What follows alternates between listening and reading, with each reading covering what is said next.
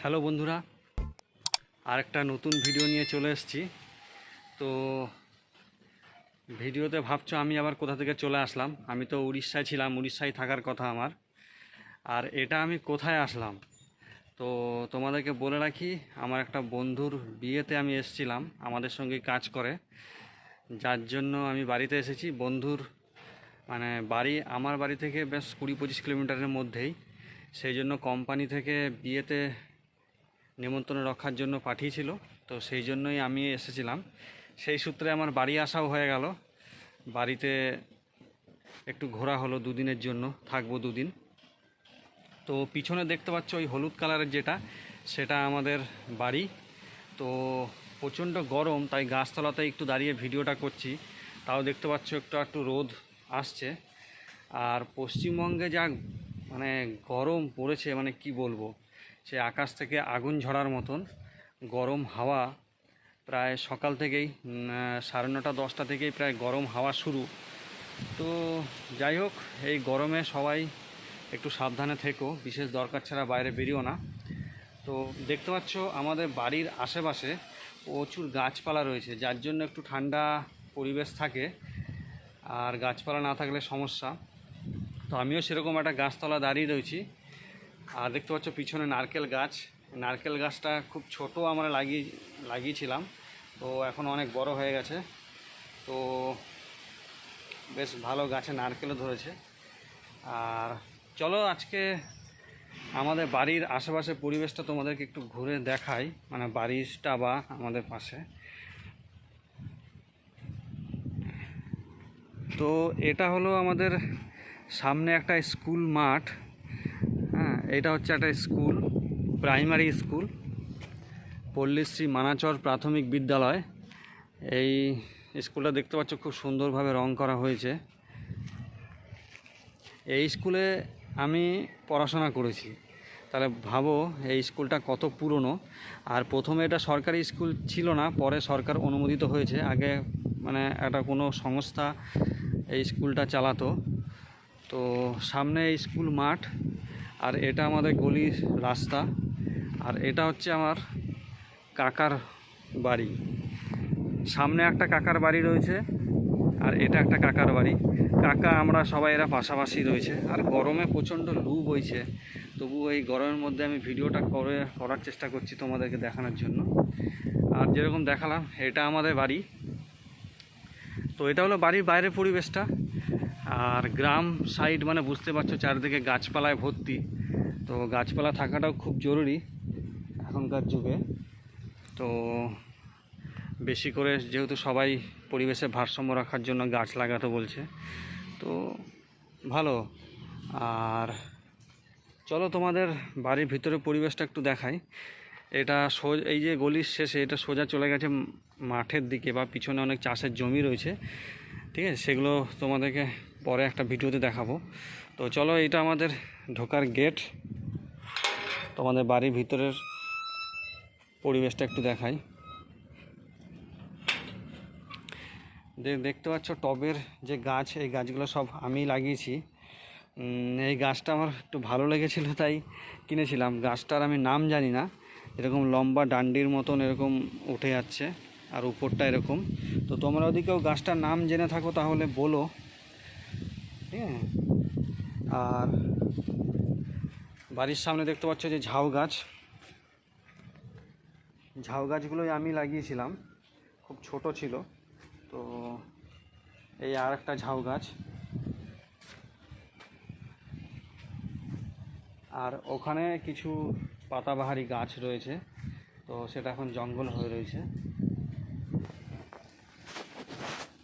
তো চলো, আর ওইটা দেখতে পাচ্ছ, ওটা আমাদের পুরনো একটা বাড়ি, যেটা আমরা আগে পুরনো ঘরে থাকতাম। এই ঘরটা তৈরি হওয়ার আগে আমাদের এটা তৈরি করা হয়েছিল।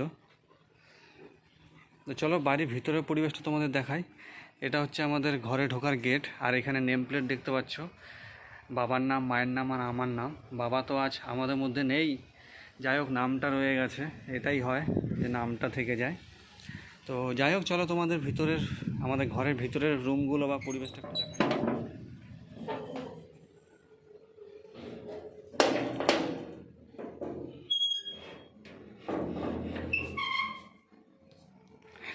এটা আমাদের ঘরের ভিতরের পরিবেশ, এটা ডাইনিং,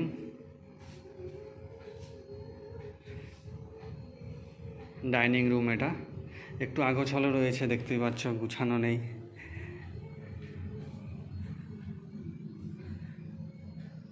এটা হাত ধোয়ার জন্য বেসিন, আর সামনে একটা আয়না লাগানো, আর স্যানিটাইজারগুলো রয়েছে। এগুলো তো ফেলা হয়নি, সেই করোনার সময় স্যানিটাইজার ইউজ করা হতো। যাই হোক, এগুলো ফেলে দিতে হবে, এগুলো সব এক্সপায়ারি হয়ে গেছে। আর অ্যাকোয়াগার্ড,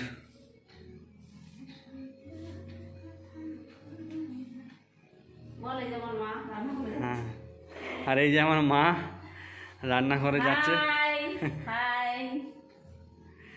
আর রান্নাঘরের ভিতরটা তোমাদেরকে একটু দেখাই।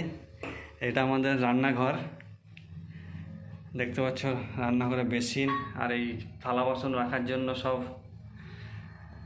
ব্যবস্থা। কোথায় গান বাজছে? আর যে রান্নাঘরের পরিবেশ, এই যে তোমাদেরকে দেখাই। আর এটা একটা বাইরের দিকে যাওয়ার রাস্তা, পিছন দিকে, বাড়ির পিছন দিকে। আর এটা বাথরুমের দরজা, এটা বাথরুম।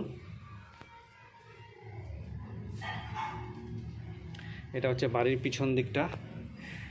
একটা টিউবওয়েল দেখতে পাচ্ছ। টিউবওয়েলের জল আমাদের এখানে প্রচণ্ড ইউজ হয়, প্রায় প্রত্যেক ঘরেই টিউবওয়েল রয়েছে। আর টিউবওয়েলের জল খুব ঠান্ডাও হয়। আর বাড়ির পিছন দিকে যে দেখতে পাচ্ছ, এটা একটা উনুন। বাড়ির পিছন দিকে এটা একটা উনুন, এটা মায়ের নিজের হাতে বানানো। এটাতে মাঝে মাঝে কাঠে রান্না করে, যখন একটু দেরি হয়ে যায় বা একটু তাড়াহুড়ো থাকে সেই সময় করে, কিংবা গ্যাস ফ্যাস কম থাকলে সেই সময় করে।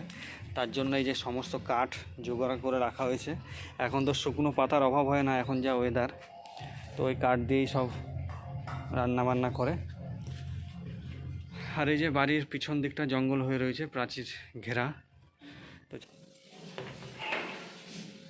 এটা আমাদের আরেকটা বেডরুম নিচে। এই বেডরুমে আমার মা থাকে এখন।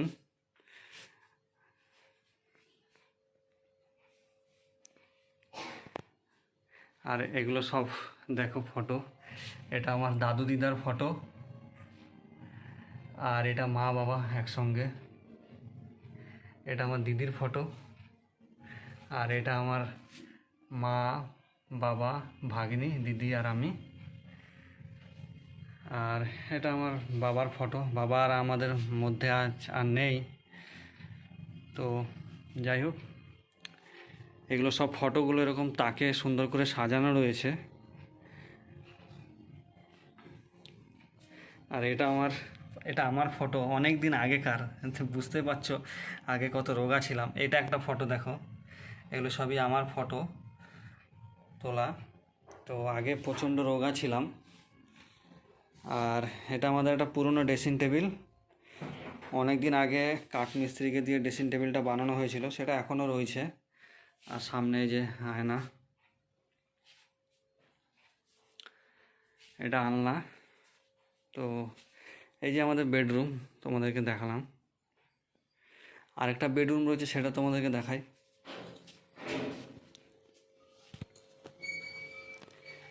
এই আরেকটা বেডরুম, এইটাতে এখন আপাতত খাট নেই, খাট ছিল, সেটা নষ্ট হয়ে গেছে। তো এটা আলমারি। ওই ড্রেসিং টেবিলের মতন একটা শোকেসও বানানো হয়েছিল আমাদের পুরনো কাঠের, যেটা এখনও রয়েছে। তো যাই হোক, এগুলো সব পুরনো ফার্নিচার, একটা স্মৃতি হিসাবে থাকে। এখন তো অনেক অত্যাধুনিক ফার্নিচার বেরিয়েছে, তবু এগুলো স্মৃতি হিসাবে থাকে। তো আর এই যে আমাদের ঠাকুরের সিংহাসন, এখানে প্রত্যেক দিন পুজো দেওয়া হয়। মা এইমাত্র স্নান করে উঠেছে, তাই এই যে প্রদীপ জ্বালিয়েছে। তো আরেকটা বেডরুম রয়েছে, সেটা উপরে, সেটা আমি থাকতাম। এখন যেহেতু উড়িষ্যা থাকি, তার জন্য আর এখন এখানে থাকা হয় না। তো এটা আমারই রুম, চলো ওইটা তোমাদেরকে দেখাই। এইটা উপরের দিকে যাওয়ার, উপরের রুমে যাওয়ার সিঁড়ি। চলো তাহলে সিঁড়ি।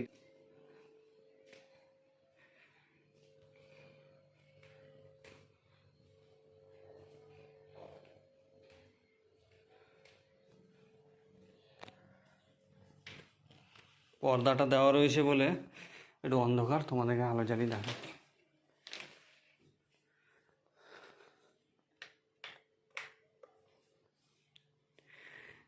এটা হলো উপরে আমার বেডরুম।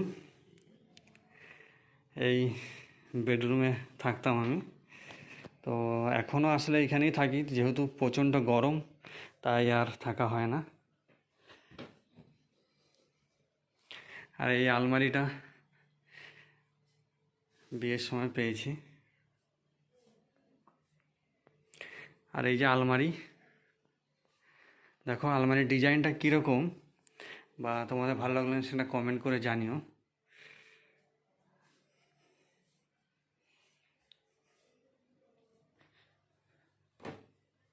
এটা আমার বেড। আলনা দেখতে পাচ্ছ পুরো ফাঁকা, মানে জামা কাপড়গুলো সব আলমারিতে ঢোকানো হয়েছে, আর কিছু কিছু আমি উড়িষ্যা নিয়ে গেছি যার জন্য আর ফাঁকা, এখানে অত ইউজ হয় না।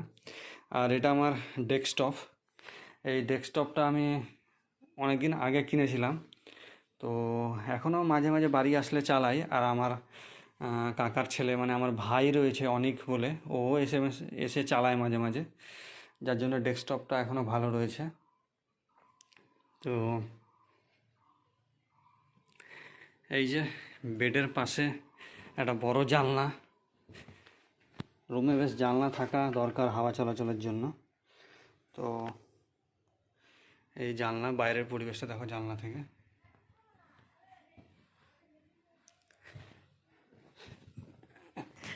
আর এটা একটা শোকেস স্টিলের, যেটা পরে বানানো হয়েছে বা পরে কেনা হয়েছে।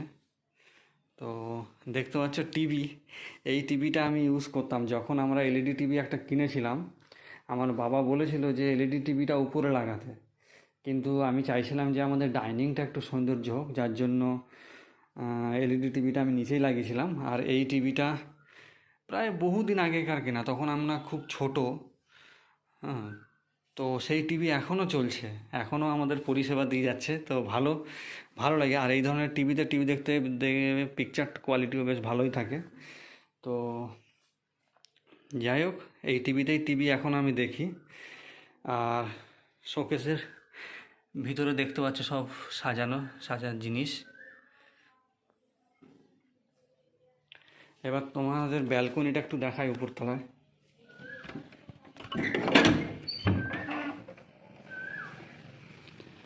এটা হলো ব্যালকনি। টাইলসগুলো এত গরম হয়ে গেছে রোদের তাপে, মানে কি বলবো, আর পা দেওয়া যাচ্ছে না। এটা হচ্ছে ব্যালকনির ভিউ। আর জানলার যে কাঁচ, সেটা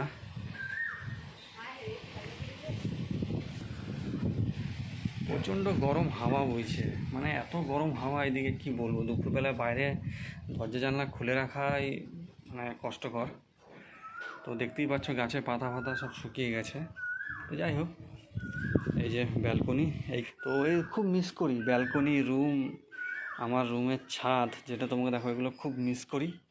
তো কি করা যাবে আর। যাই হোক, ভিতরে আবার চলে আসলাম, কেননা বাইরে প্রচণ্ড গরম হাওয়া বইছে, আর থাকা যাচ্ছে না। তো এটা হচ্ছে আমার উপরে বেডরুম, তোমাদেরকে আরেকবার দেখাই। আর এখানে একটা ডিজাইন দেখতে পাচ্ছ, এটা আমি আর আমার ভাগ্নির নিজে হাতে, মানে ওই বলে না যে কাগজ থেকে বিভিন্ন ধরনের ডিজাইন তৈরি করে, সেগুলো আমরা চেষ্টা করেছিলাম। তো এইখানে ফটোও লাগিয়েছিলাম।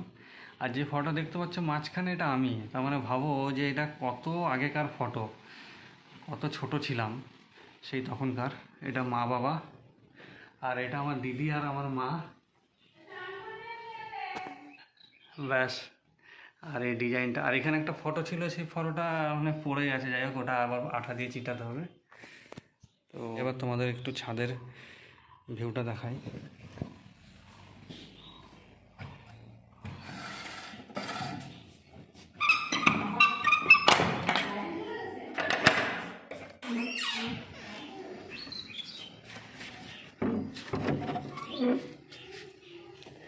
এটা হলো ছাদ, আমার উপরতলার ছাদ। এই ছাদে গরমকালে রাতের বেলায় বেশ বসতাম, বেশ আরাম লাগতো, আর ঠান্ডা হাওয়া বইতো। তো আর উপরে এই আরেকটা বাথরুম, এই বাথরুমটা বেসিক্যালি মানে আমি ইউজ করি। আর আমাদের উপরতলায় যাওয়ার জন্য, মানে উপরতলায় বলতে আমার রুমের ছাদে যাওয়ার জন্য এই আরেকটা সিঁড়ি, এই সিঁড়িটা চলো তোমাদের উপরে একটু দেখাই উঠে।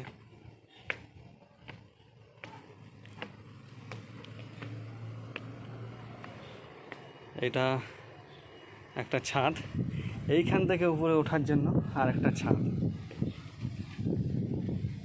এইটা হলো একদম আমাদের রুমের একদম টপ ফ্লোর, টপ একদম ছাদ। আর দেখতে পাচ্ছ আম গাছ, তোমাদের বলেছিলাম আমাদের বাড়িতে আম আছে, দেখো এরকম ছোট ছোট বেশ আম ধরেছে। আর এই গরমকালে কাঁচা আম খেতে মানে বুঝতে পারছো মাখা কীরকম খেতে লাগে, তোমরা তো সবই জানো। দেখো খুব বেশি আম ধরেনি, তাও ভালোই আম ধরেছে। আর এই গাছের আম না প্রচণ্ড টক, মানে যারা পাকা আম খেতে পছন্দ করো তাদের তো এটা ভালো লাগবে না, যারা আম মাখা খেতে পছন্দ করে তাদের জন্য খুব ভালো এটা। মানে গাছটা আমগুলো এতটাই পরিমাণ টক। আর একটা মিষ্টি আম গাছের আম ছিল, যাই হোক সেটা নষ্ট হয়ে গেছে, মরে গেছে আর কি, গাছটা শুকিয়ে গেছিলো। তো আমার রুমে টিভি দেখার জন্য ডিশ অ্যান্টেনা, আর একদম টপ ছাদ থেকে আমাদের মানে বাইরের পরিবেশ ভিউ। চারদিকে দেখতে পাচ্ছ কত গাছপালা, আমাদের গ্রামটা একটু সবুজে পরিপূর্ণ, গাছপালা রয়েছে। তো সেই জন্য একটু গরমটা দুর্গাপুর শহরে যেরকম তার তুলনায় অনেকটাই কম। তো যাই হোক গাছপালা থাকা জরুরি। আর জলের ট্যাঙ্কি। তো চলো আবার নিচে চলে যাই, ছাদের ভিউটা তোমরা দেখলে। আর ওভারঅল মোটামুটি সব কিছুই দেখিয়ে নিলাম। তো কেমন লাগলো আমার ঘর বা ঘরের পরিবেশ সেটা তোমরা কমেন্ট করে জানিও। তো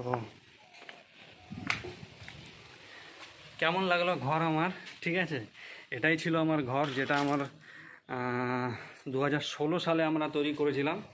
2016 সালে আমার বাবা তখন জীবিত ছিল, তখন আমার বাবা তৈরি করে দিয়ে গেছে। তো যাই হোক সেই ঘরে এখন খালি আমার মা আর আমার ওয়াইফ থাকে, আমি তো বাইরে থাকি। আর এত বড় ঘরে মানে বুঝতে পারছো দুজন, ঘরটা ওটা ফাঁকা ফাঁকাই লাগে। তো চলো ঘরের ভিডিওটা কেমন লাগলো সেটা তোমরা কমেন্ট করে জানিও। এখন দুপুর হয়ে গেছে, চলো ভিডিওটা আজকে এখানেই শেষ করছি। আর এই যে আমি ছাদে দাঁড়িয়ে, বুঝতে পারছো কীরকম রোদ, মানে এত পরিমাণ রোদ কি বলবো। মানে আমাদের উড়িষ্যাতে যেখানে থাকি আমি ওইখানে এত নাই, ওই জন্য প্রচণ্ড কষ্ট হচ্ছে। আর যেহেতু যেইখানে থাকি সেখানে মানে এসি রয়েছে, ওটাই হলো আরও বেশি অসুবিধার কারণ। এসিতে থেকে থেকে মানে অবস্থা খুব খারাপ, ঠিক আছে, এখন একটু গরম সহ্য হচ্ছে না। তো চলো আজকের ভিডিওটা এখানেই শেষ করছি। ঘরের ভিডিওটা কেমন লাগলো, এটাই ছিল আমার ঘরের একটা ভিডিও। ঘরের ভিডিওটা কেমন লাগলো বা ঘরের রুমগুলো বা সব কিছু কেমন লাগলো সেটা তোমরা কমেন্ট করে জানিও। আর ভিডিওটি যদি পছন্দ হয়ে থাকে একটা লাইক দিয়ে দিও, আর চ্যানেলটিকে সাবস্ক্রাইব করে পাশে থেকো।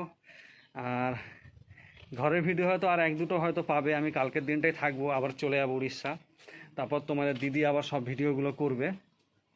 তো ঠিক আছে, টাটা, ভালো থেকো তোমরা সবাই। আর গরমে একটু সুস্থ থাকার চেষ্টা করো সব সময়, বিশেষ দরকার না হলে মানে বাইরে বেরিও না, এখন প্রচণ্ড গরম। তো ঠিক আছে, চ্যানেলটিকে সাবস্ক্রাইব করে দিও। আর এখন ভিডিওটা এই অবধি, পরে আরেকটা ভিডিও নিয়ে আসবো।